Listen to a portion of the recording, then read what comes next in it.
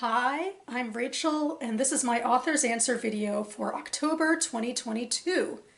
The Author's Answer series was started by J.D. Archer and his writing group, wherein they asked themselves a variety of reading and writing related questions. And I have the playlist down below. JD is on AuthorTube, and he made several of these videos for AuthorTube. And then there's a longer list of more prompts on his blog.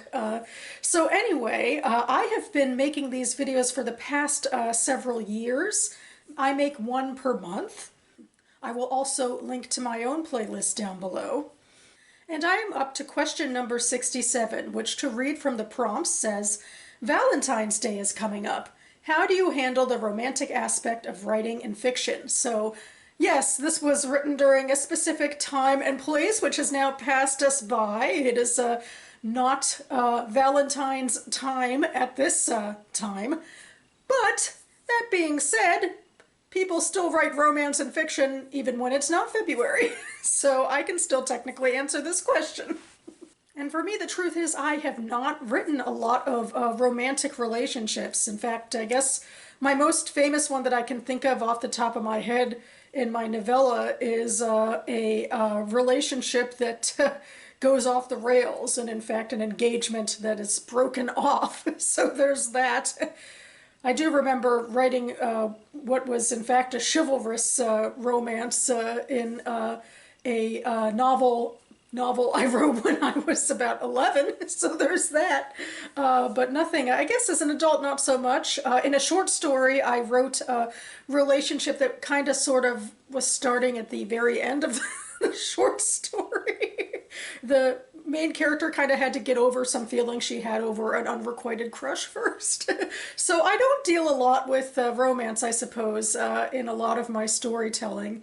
And so interestingly enough, I'm writing a YA fantasy right now, and you know, there is a big subset in YA of romance, and in fact, at the beginning of my novel, my main character is in a romantic relationship of sorts. She's betrothed and really gaga over the guy. And I don't know if I'm spoiling my story to say that that doesn't last for the entirety of the story. And much later on, she's going to meet someone else. In fact, I'm getting to that part of the murky middle in writing of trying to introduce this new character. But I actually have it in mind that I don't want to write them as a romance. I want to write them as a strong friendship.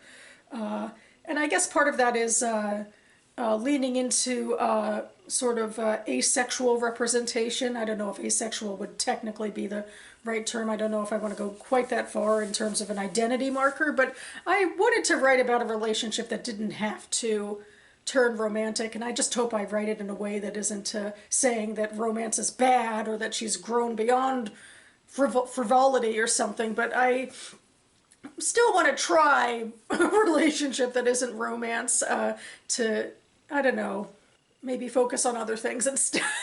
I guess is it. I guess we'll see. I mean, I am in a murky middle sort of stage, and so I'm kind of throwing some things at the wall to see what sticks, so I might change my mind, as it were. Maybe it'll end up being a romance, and that will sort of reveal itself to me. I also do have a side relationship in the novel between two characters, a same-sex relationship between two characters. It's, you know, less developed because they're technically less developed, but it's there. So yeah, I guess that's where I am with writing romance right now in my fiction. The things that, you know, pop out to me the most. I'm feeling like team friendship might be on a little bit of a high right now, or at least for those of us who just finished watching Rings of Power on Amazon Prime, where in fact a lot of the relationships, most of the relationships were friendship relationships, with the notable exception of your obligatory elf and human relationship, of course. You know, you have to have one romance that's kind of doomed or, you know, at least taboo in that way.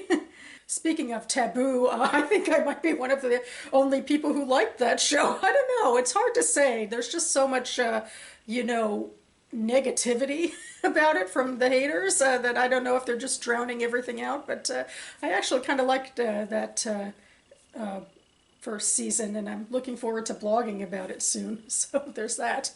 But I guess that about covers it for me now, and to pivot back to a writing point, I just noticed that the 2022 NaNoWriMo iconography is up. Very flowery this year, very pretty icons, you know, your social media, you know, Nano shout-outs, if it were, if you want to participate in National Novel Writing Month this year. And now that the icons and all are here, I can go ahead maybe and you know, start prepping for my NaNoWriMo vids, where I tend to use the icons in my thumbnails and, you know, put one on my blog and write my Nano blog. So Nano's coming up. It's kind of freaky how close that is.